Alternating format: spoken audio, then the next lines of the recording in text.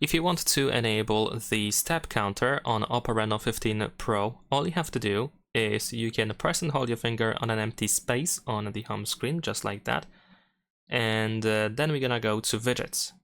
Now in here in widgets, if you scroll down, you should be able to find the step tracker. So we're gonna tap on it to find the step tracker widget. We're gonna press add to add it to the home screen.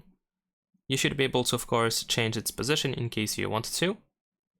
And then you might also need to tap on the widget in order to allow the Shelf app to access your physical activity. So the phone can actually track your steps quite easily.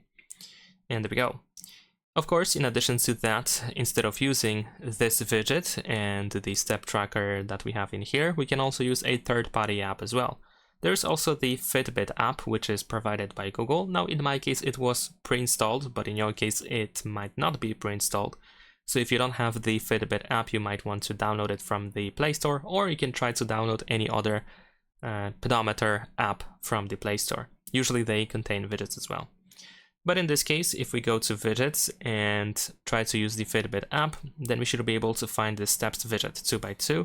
So we can add that, and this should also be able, you should also be able to use this app and this widget to track your steps. Now we actually have to sign in to be able to use this specific app, but we can use our Google account for that.